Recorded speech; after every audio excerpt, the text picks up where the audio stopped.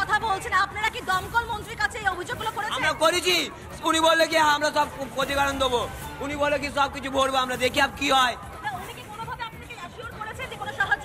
বললে তো government payment করবে সবকিছুর, তাহলে আর কিছু অ্যাসিওর করেনি। অনেকে অভিযোগ করছেন তারা এই মুহূর্তে ক্ষুব্ধ বলেছে এক প্রকার, কারণ দমকল আধিকারিকরা তারা লেটে এসেছে। সবচেয়ে বড় কথা, একটা গাড়ি আসে সেই মুহূর্তে কিন্তু হয়তো অনেকগুলো ইঞ্জিন এখানে এসে পৌঁছলে আগুন নিয়ন্ত্রণে না সম্ভবপর হতো, কিন্তু সেই সময় দমকল যেহেতু দেরিতে আসে এবং একটা ইঞ্জিন আসে, তাদের কাছে সেটা একেবারে বলা যায় যে সেটা কোনোভাবে তারা নেভাতে পারেন না, তার জন্য কিন্তু বলা যায় আগুন আয়ত্তে আনতে পারেননি এবং তার জন্য ক্ষুব্ধ এলাকার বাসিন্দারা তারা পরিষ্কার বলছেন যে এভাবে কাজ করার জন্যই কিন্তু তাদেরকে আজকে এত বড় ক্ষতির মুখে পড়তে হয়েছে। দেখাবো এই মুহূর্তে ছবি দেখাতে বলবো, এখন দাও দাও করে আগুন জ্বলছে, কিভাবে দাও দাও করে আগুন জ্বলছে। আপনাদের ঘর রয়েছে এখানে? হ্যাঁ, আমার বোনের মেয়ের ঘর আছে। এখানে সামনে দমকল গাড়ি থাকতে কোনো সাধন নেই আমাদের সাথে, পুরো ডকুমেন্ট সমাধান পুরো গেছে, বাচ্চা বাচ্চা সব বরবাদ হয়ে গেছে পুরো। আমরা জন্য আমরা আন্দোলন চাই, সব রকমের এইটা আমাদের এখন আগুন লেগে ছিল, কাজ আমাদের দমকল বাজায়নি, বাইরে তো দমকল লাইন জ্বলে গেছে। ছবি দেখাবো, একবার আগুনের ছবি দেখাবো, সবার সাথে কথা বলবো, কিন্তু তার আগে একটু একবার আগুনের ছবি দেখানোর চেষ্টা করবো। এই মুহূর্তে আমরা সেখানে যাওয়ার চেষ্টা করবো, আমি বলবো পার্থকে এখানে চলে আসার জন্য, এবং এই মুহূর্তে আমরা ঘটনাস্থলে একবার ছবিটা দেখানোর চেষ্টা করব। যেভাবে জায়গাটা মুহূর্তের মধ্যে একেবারে আগুন লেগে যায়। ঘটনাস্থলে রয়েছেন মন্ত্রী সুজিত বসু, কিন্তু এই মুহূর্তে সাধারণ মানুষরা তারা অভিযোগ করছেন যে ঘটনাস্থলে কিন্তু ইঞ্জিন অনেক দেরিতে পৌঁছয়। দেখতে পাচ্ছি আমরা এই মুহূর্তে সুজিত বসু তিনি রয়েছেন, তিনি সবার সঙ্গে কথা বলছেন, কিন্তু সাধারণ মানুষরা তারা ক্ষুব্ধ। তারা কোথাও কি বলছেন যে দমকল দেরিতে এসেছে, তার জন্যই তারা সঠিকভাবে যে দরকার, যে সে সময় সাহায্য দরকার তারা সাহায্য পাননি। সবচেয়ে বড় কথা, ঠিক সময় দমকল আসলে এতগুলো ঝুপড়িতে আগুন লাগতো না, যেখানে 132 প্রায় 150 কাছাকাছি ঝুপড়ি, এবং সেই মোতাবেক 2000-এরও বেশি। তুমি নজর রাখো প্রত্যেকটা মুহূর্তে তোমাদের মধ্যে দিয়ে সেই ছবিগুলো আমরা তুলে ধরবার চেষ্টা করছি, আমাদের ভিডিও জার্নালিস্টের মধ্য দিয়ে ছবিটা তুলে ধরছি। দেখতেই পাচ্ছেন তপসিয়াতে যেভাবে ভয়ঙ্কর অগ্নিকাণ্ডের ঘটনা ঘটেছে, এখানকার মানুষজনই বলছেন দমকল দেরিতে এসেছে। 2 মিনিট সময় লাগে দমকল পৌঁছতে, কিন্তু সেই দমকল এখানে গিয়ে পৌঁছেছে কত দেরিতে, যে কারণে কার্যত ক্ষোভে ফুঁসছেন তারা। অন্যদিকে দমকল মন্ত্রী তিনি বলছেন রাস্তায় জ্যাম ছিল, সেই কারণের জন্য আসতে দেরি হয়েছে। কি বলছেন তিনি আরো একবার আপনাদের সামনে রাখি, শুনুন। মানুষের যদি কোনো অভিযোগ থাকে সেটা আমি দেখছি, এখন আমাদের কাজ হচ্ছে আগুন নেভানোর কাজ। মানুষের অভিযোগটা আমি শুনবো। এখানে আমি যখন এসছি আমি মানুষকে শান্ত হতে বলছি, মানুষ শান্ত থাকুক, কারোর যা ক্ষতি হয়েছে ওটা আমি দেখব, নিশ্চয়ই সরকার দেখবে সেটা। কিন্তু আপনাদের দেরিতে এসছে বলে অভিযোগ করছে। দেখুন, আমি একটা কথা বলি, দমকল তো এখানে থাকে না, দমকলটাকে আসতে সময় লাগে।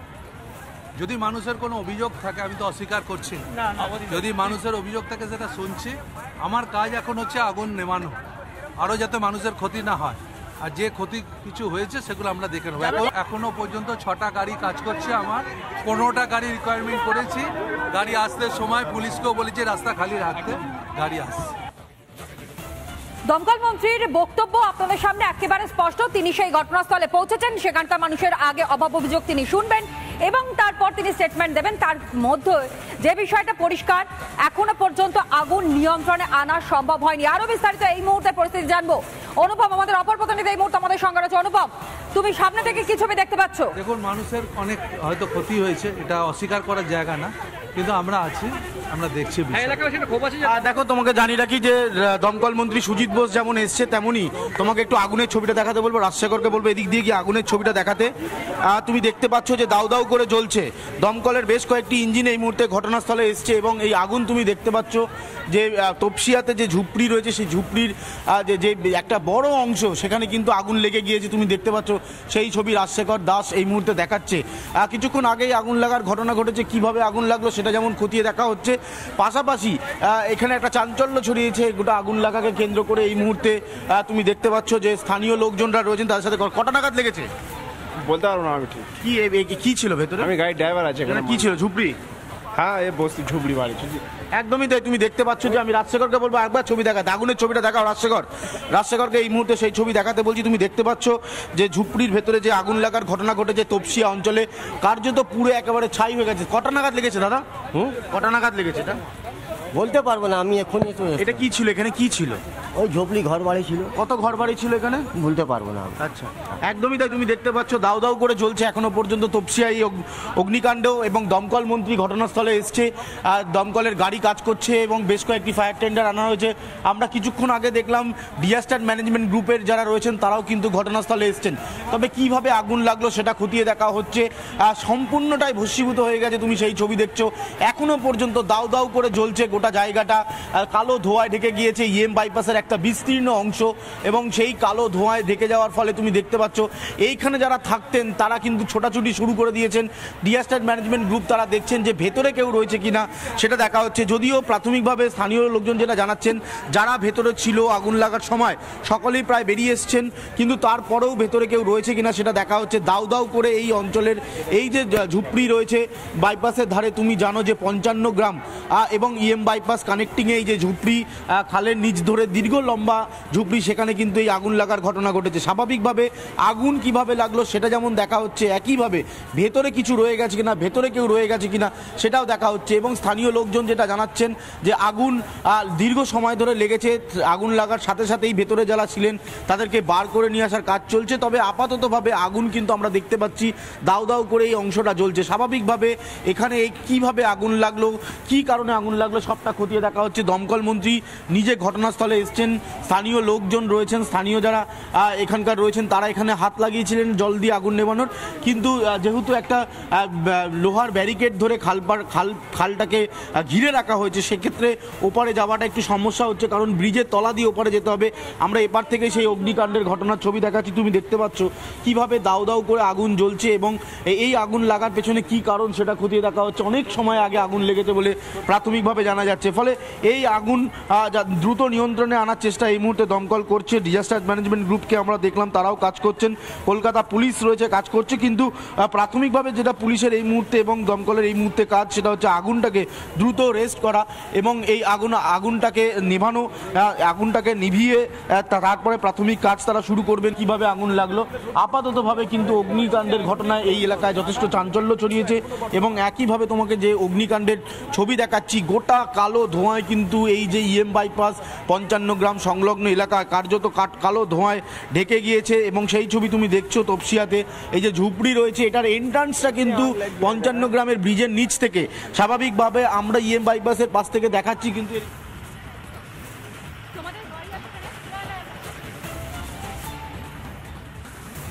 কিন্তু দীর্ঘ সময় ধরে জ্বলছে। দমকল মন্ত্রী তিনি ঘটনাস্থলে এসছেন এবং তিনি নিজে পরিদর্শন করেছেন। ডিজাস্টার ম্যানেজমেন্ট গ্রুপ এবং কলকাতা পুলিশের সাথেও কথা বলা চলছে। এবং এই মুহূর্তে আমি একটু সামগ্রিক আগুনের ছবিটা আমি ধরে রাখতে বলবো, আগুনের ছবিটা ধরে রাখতে বলবো। তুমি দেখতে পাচ্ছ আগুন কিভাবে দাউ দাউ করে আগুন জ্বলছে। দীর্ঘ সময় ধরে এই আগুনের অগ্নিকাণ্ডের ঘটনা ঘটছে। আমরা দমকল মন্ত্রীর বক্তব্য শুনেছি। সেই সকল মানুষজন তোমার আশপাশে যদি থাকে একটু জানবার চেষ্টা করবে। বেশ কয়েকটি শিশু এখনো পর্যন্ত সেখানে আটকে রয়েছে বলে খবর পাওয়া যাচ্ছে, একটু যদি স্পষ্ট করা সম্ভব হয়।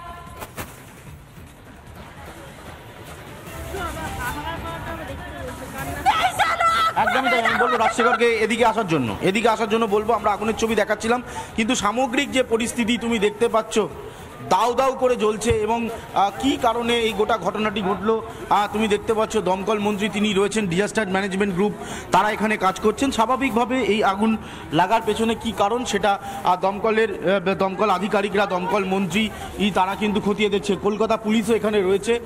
সুজিত বোস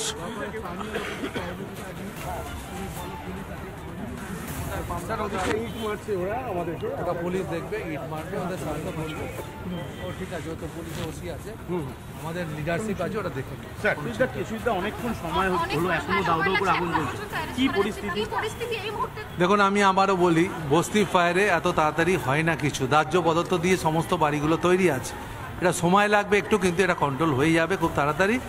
আমি বলছি খুব তাড়াতাড়ি হয়ে যাবে, এ আগুন আর বাড়বে না। যেটুকুর মধ্যে আছে ওইটুকুর মধ্যে থাকবে, ওইটুকু নিভতে একটু সময় লাগবে। পাম্প বানিয়েছি তো আমরা, পাম্প বানিয়েছি, পাম্প নামছে, পাম্প সেট হচ্ছে, তো সময় দিতে হবে। ভেতরে কেউ থেকে যাওয়ার সম্ভাবনা থাকছে না, আমাকে স্থানীয় মানুষরা বলেছে, যারা ছিল তারা স্থানীয় মানুষরা করেছে স্যার। কি করে বলবো, আমি তো বারবার একই কোশ্চেন আমাকে। অর্থাৎ বুঝতেই পারছো যে দমকল মন্ত্রী তিনি বলছেন বেশ অনুপম, নজর রাখো। এবং পিউ, আমাদের অপর প্রতিনিধি আমাদের সঙ্গে রয়েছে। লাগাতার কার্যত শহর কলকাতা যেন যৌতুগৃহে পরিণত হয়েছে। উত্তর থেকে দক্ষিণ, পূর্ব পশ্চিম বিভিন্ন জায়গায় যেভাবে অগ্নিকাণ্ডের ঘটনা ঘটছে মাত্র কিছুদিনের ব্যবধান, এবং সেই কিছুদিনের ব্যবধানে আরো একবার শহর কলকাতায় ভয়ঙ্কর অগ্নিকাণ্ডের ঘটনা। যেমনটা এলাকার বাসিন্দারা তারা জানাচ্ছেন, প্রায় শতাধিক ঝুপড়ি সেখানে ছিল এবং তা সম্পূর্ণভাবে পুড়ে ছাই হয়ে গিয়েছে। এমনকি এই অগ্নিকাণ্ডের মধ্যে বেশ কয়েকটি শিশু, তাদের এখনো পর্যন্ত খোঁজ পাওয়া যাচ্ছে না, সুতরাং সেখানে আটকে থাকার আশঙ্কাও করছেন সেখানকার বাসিন্দারা।